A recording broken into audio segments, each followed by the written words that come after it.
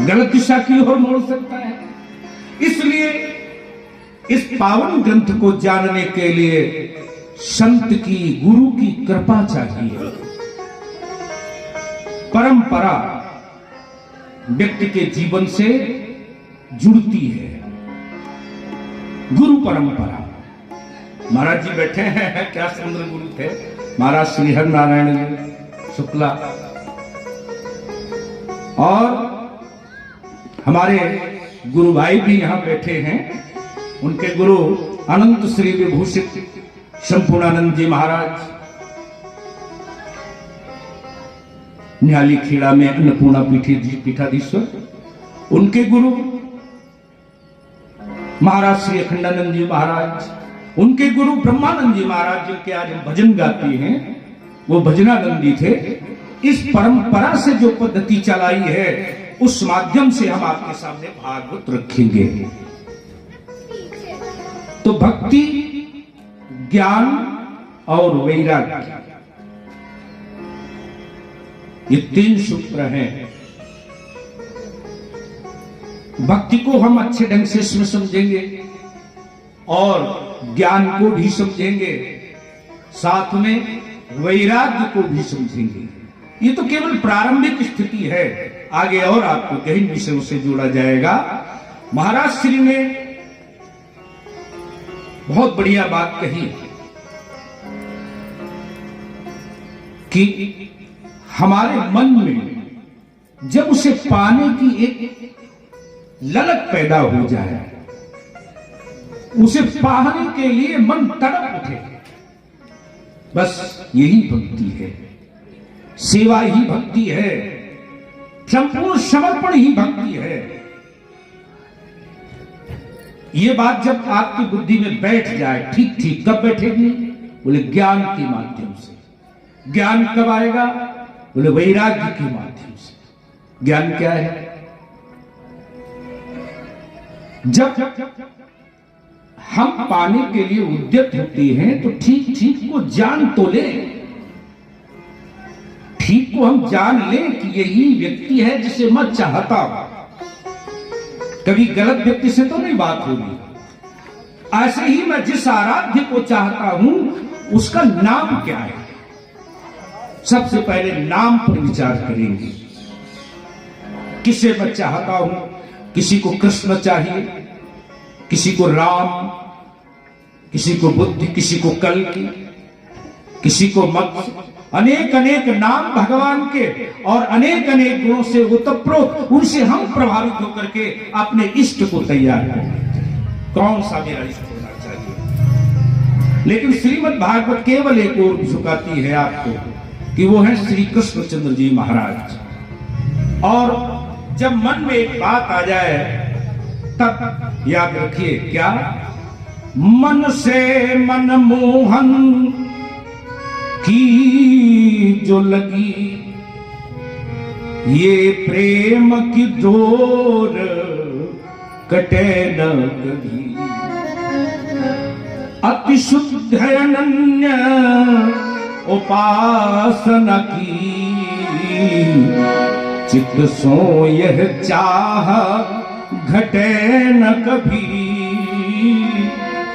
जग बासना झूठन सीकरों से, ये प्रेम पयोध फटे न कभी।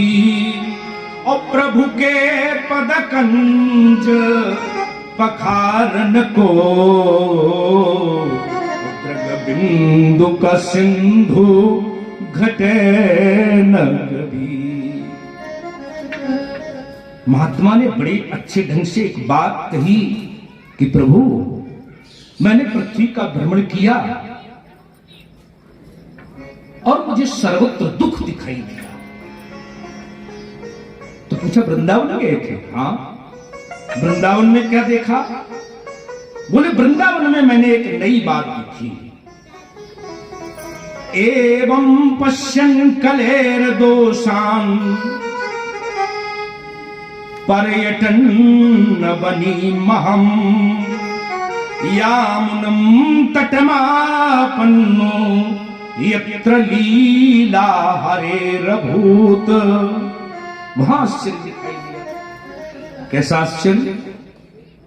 बोले कि युवती है, वो तरुणी है, लेकिन उसके पुत्र जर्जर हो गए।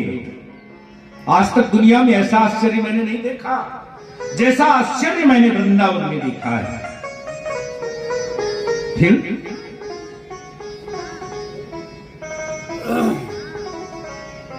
उस आश्चर्य को देख करके मैंने उसके समीप जाकर के पूछा। मैंने उसके पास जाकर के जैसे ही पूछना चाहा, उसने कहा, नारद जी ने पूछा भी और उसने कहा भी, क्वाशितुम काव्य भौचे महा नार्या का पद्मलोचन बद देवी सविस्तारम सस्य दुःखस्य कारणम।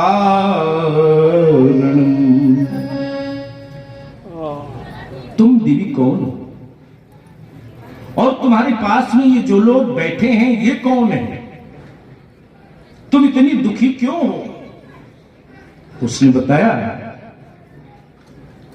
कि ये मेरे दो पुत्र हैं, ज्ञान और वैराग्य। ये समय को गा करके बूढ़े हो गए हैं, लेकिन मैं अभी तरुणी हूं। हे नारद जी, तुमने कहीं ऐसा सुना है कि पुत्र वृद्ध हो और माता युवती हो? नारद जी भी आश्चर्य में है कि ये क्या है। तो देखिए, होता ये है कि ज्ञान और वैराग्य सुसुप्ति अवस्था में आ जाते हैं जब हमारी भक्ति तीव्र होती है, तीक्ष्ण बढ़ जाती है। तब न ज्ञान अच्छा होता है न वैराग्य अच्छा होता है।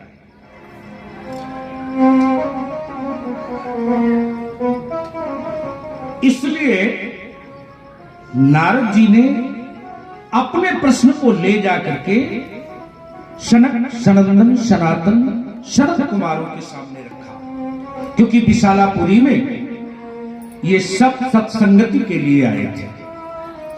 तो उन्होंने पूछा भी कि हे नारद,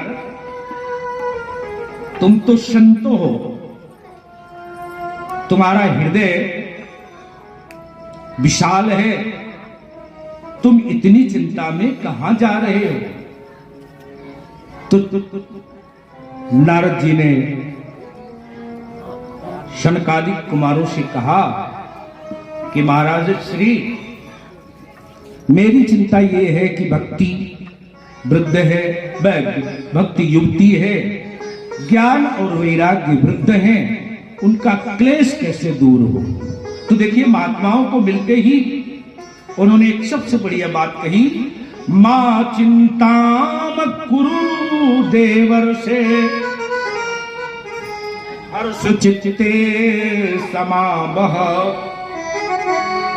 उपायो सुख साध्यो अत्र वर्तते पूर्व वही। यहां पहले से ही उपाय विद्यमान है, चिंता न करो। उनका महाराज जी, हम उपाय आपसे पूछने इसलिए आए हैं कि मैंने ज्ञान और वैराग्य को वेद वेदांत का घोष करके सुनाया, गीता का पाठ उन्हें बार बार सुनाया। कुछ चेतना तो आई, लेकिन वो फिर से मूर्छित होकर के सो गए। इसलिए महाराज श्री, मैं ये जानना चाहता हूं कि आप जो कह रहे हैं कि यहां उपाय विद्यमान है, वो कौन सा उपाय है? तो उन्होंने कहा कि देखो, हम उनको आनंद नामक तट पर बैठ करके श्रीमद् भागवत की कथा सुनाएंगे, और वो श्रीमद् भागवत की कथा सुन करके फिर से सचेतन हो जाएंगे। बस ये बात इन्होंने जब इनसे कही तब नारद जी कुछ मन में प्रसन्न हुए, आश्वस्त हो गए कि उनका दुख शांत हो जाएगा, उन्हें सुख मिलेगा। इस प्रकार से नारद जी सुचित्त होकर के आनंद नामक तट पर गए और कुमारों ने उन्हें श्रीमद् भागवत की कथा सुनाई। पूछा नारद जी ने कि महाराज जी श्रीमद् भागवत कैसे सुसाध्य होगी? तो उन्होंने बताया कि देखो, गन्ना होता है, गन्ना उसके जड़ से लेकर के ऊपर तक रस ही रस भरा होता है, लेकिन वो साध्य नहीं है। उसी को पेर करके जब उसका रस निकाल करके सुंदर खांड बना ली जाती है, मिश्री बना ली जाती है, तब देवताओं का अर्चन बंदन करने के लिए वो सुसाध्य है। ऐसे ही तमाम भागवत ग्रंथ को, तमाम वेद शास्त्र और पुराणों में जो सार है उसको इसमें रखा गया, इसलिए ये सुसाध्य है। जैसे दूध में घी सर्वत्र व्याप्त है, लेकिन उसे गर्म करके जमा करके फिर उसका मंथन कर दिया जाता है और उसमें जो घी निकलता है उससे देवताओं की अर्चना होती है। तो जो सार तत्व से हमें प्राप्त है वो है श्रीमद् भागवत, और इस भागवत को सुनने से ही भक्ति, ज्ञान और वैराग्य की पुष्टि हो जाएगी, ये उन्होंने कहा। तो ये लोग सब लोग चल दिए वहां पर और आनंद नामक घाट पर बड़ी भीड़ इकट्ठा हुई। जिस समय कुमारों ने कथा प्रारंभ करनी चाहिए उस समय विमानों पर देवता लोग आकर के इकट्ठा हो गए।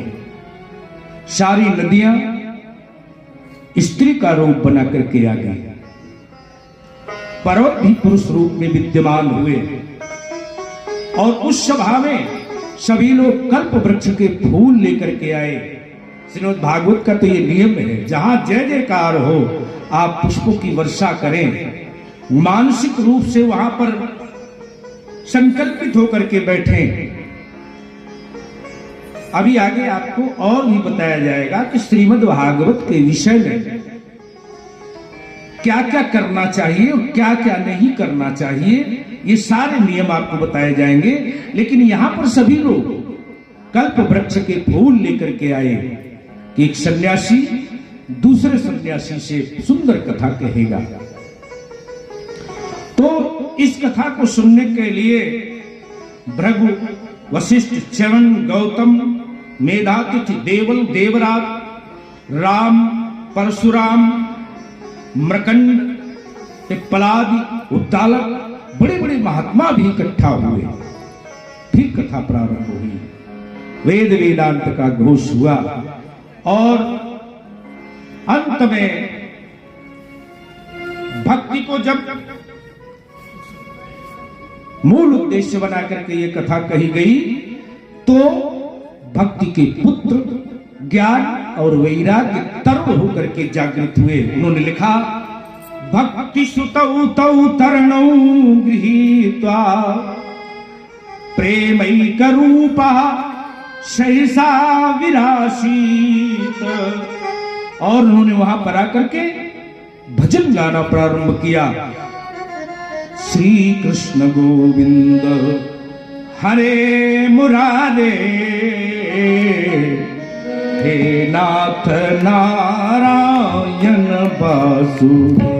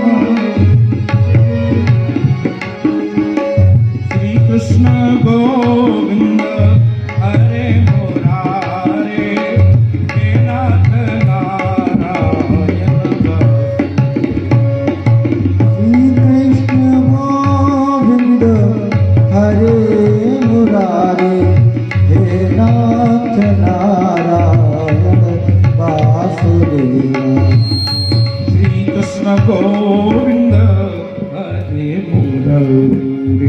इस उच्चारण के साथ जब भक्ति यहां पर आई तो ऋषियों को, मुनियों को बड़ा आश्चर्य हुआ।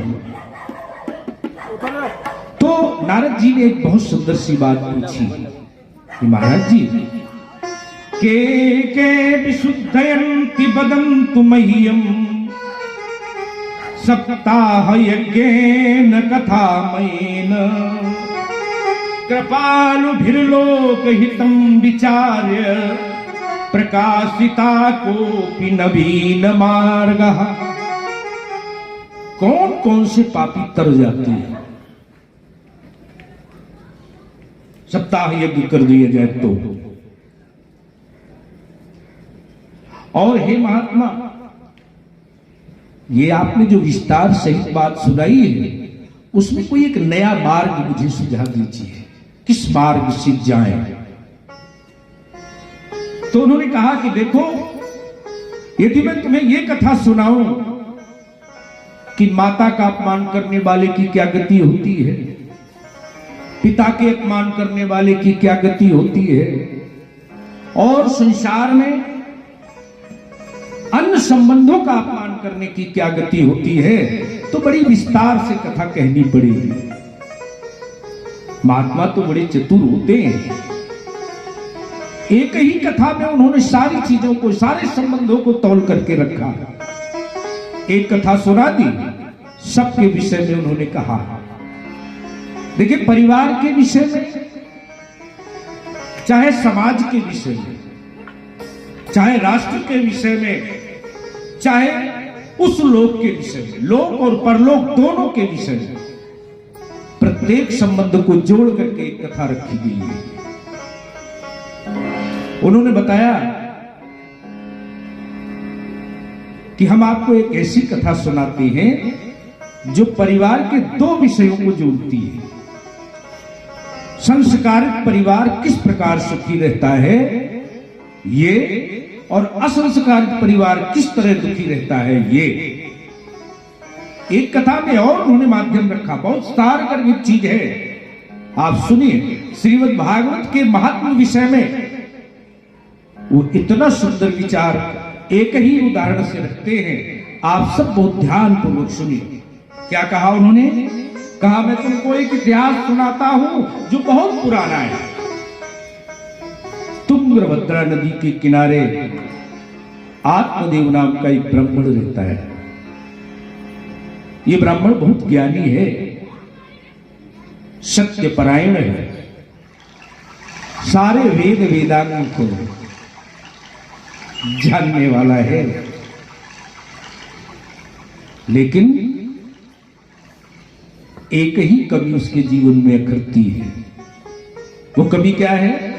पुत्र का अभाव है। कोई पुत्र या पुत्री हो जाए बस, ये प्राश्चित्य उसके मन में हमेशा बना रहता है। एक दिन चिंतन करती करती उसके मन में आया कि दुनिया छोड़ देनी चाहिए। बस प्रातः काल उसने अपने अंतिम निर्णय को मान करके चलना प्रारंभ किया। चलते चलते दोपहर हो गई, लेकिन जब ठिकाना न मिला तब एक सरोवर के किनारे बैठ करके उसने हाथ पैर धोए, कुछ चिंतन किया। अब देखिए, ये भाग्य है कि एक संत आ गया। सरोवर के उस तरफ एक संत है। उस संत को देख करके इनके मन में ढाढ़स आ गया, बात बन जाएगी। इसलिए गए और उन्हें प्रणाम किया। महात्मा ने भी देखा कि इसके नेत्रों से तो आंसू बह रहे हैं। महात्मा ने पूछ ही दिया, कथम रोदसी विप्रतम काते चिंता पलीयसी। क्यों रोते हो, क्या चिंता है? तो बस फपक करके फूटे ही पड़ा वो व्यक्ति। उसने कह दिया, महाराज जी, किम ब्रवीमर् से दुखम। मैं आपको अपने दुख क्या बताऊं? वो जानता है कि दुख आते कहां से हैं। बोले पूर्व पापेन संचितम।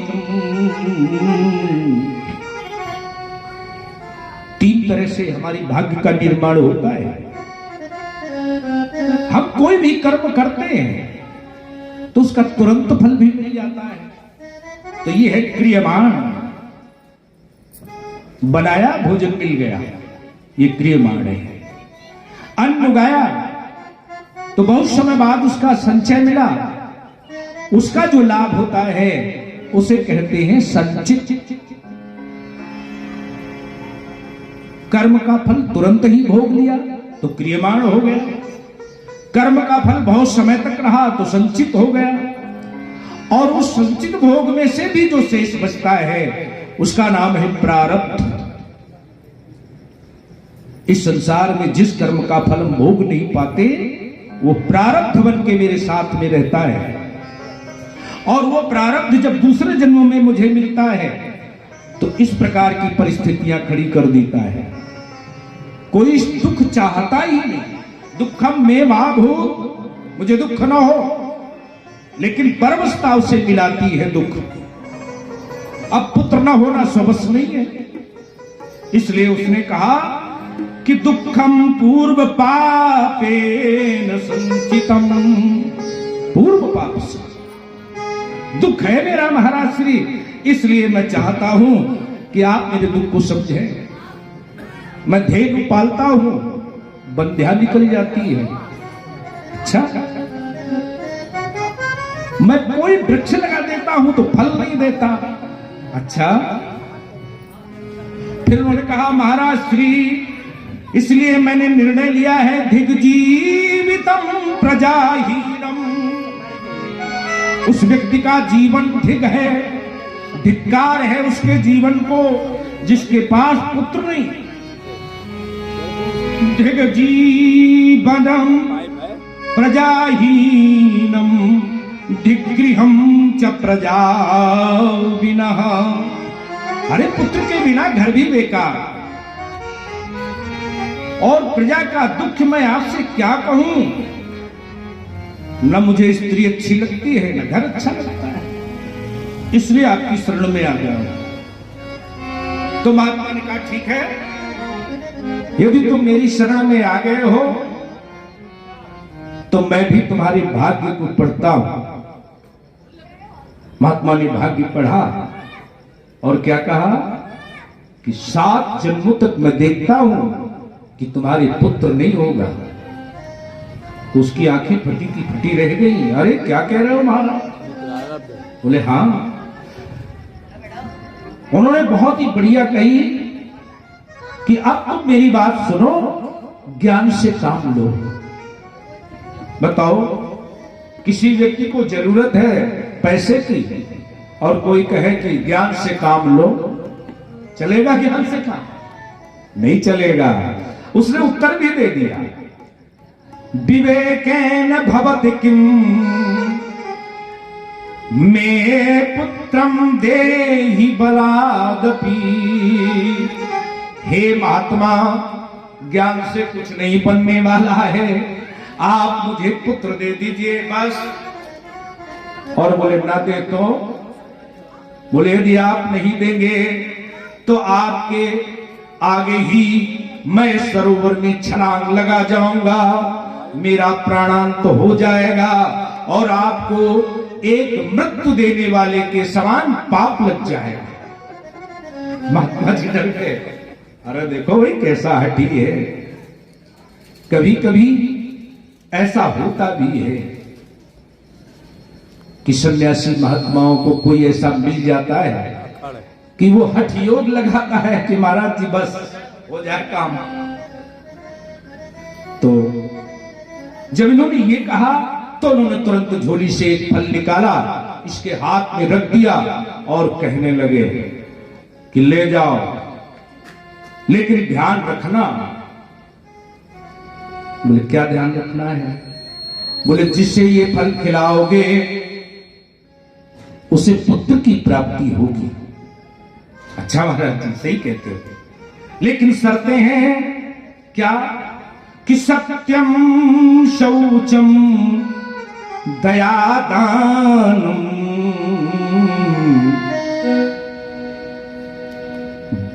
एक भक्तम तु भोजनम। सत्य बोले, दया दिखावे, एक वक्त भोजन करे, बस ये कठिनाई है। इतना तो हो ही नहीं सकता। अरे जो पहले ही है वही नहीं हो सकता। सत्यम, जिसके जीवन के मान लीजिए 20 साल बीते और उसने असत्य का आश्रय लिया है, अब सत्य का आश्रय वो कैसे ले सकता है? ये तो प्रारंभिक काल है जब कोई सिखा दे सत्य बोलना। जैसे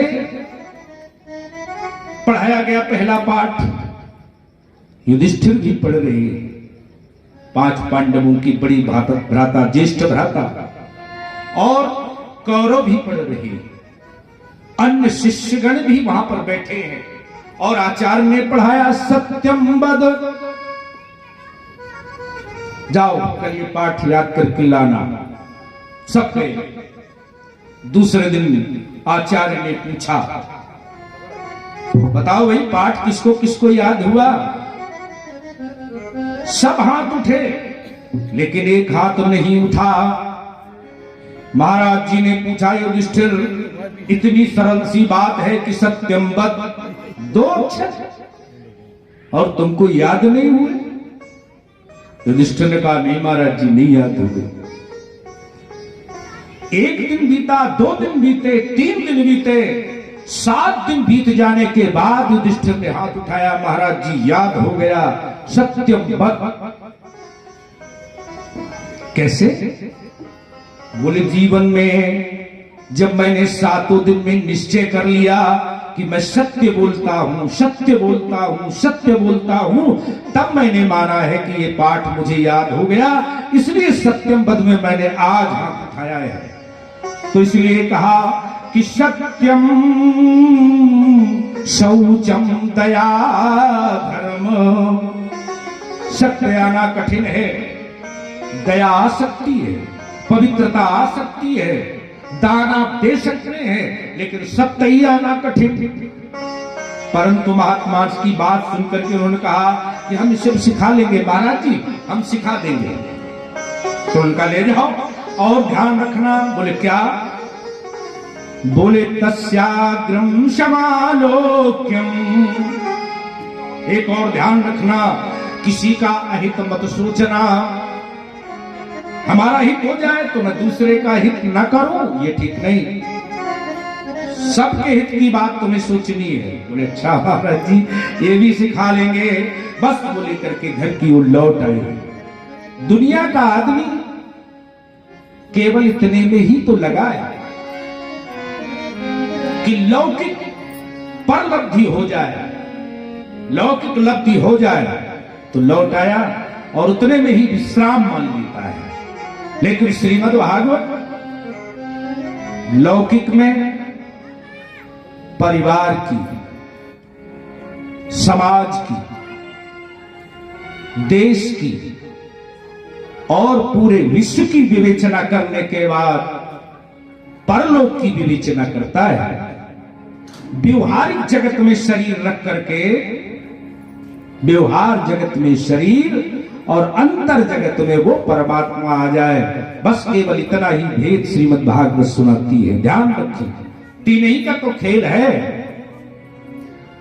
वो परमात्मा, माया और जीव, बस 3 ही की परिभाषा आपको समझनी है और कुछ नहीं समझना।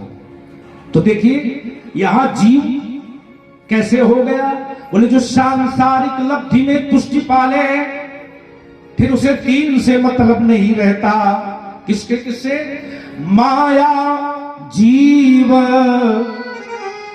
माया ईश, न आप कहूं और जान कहिए सो जीव।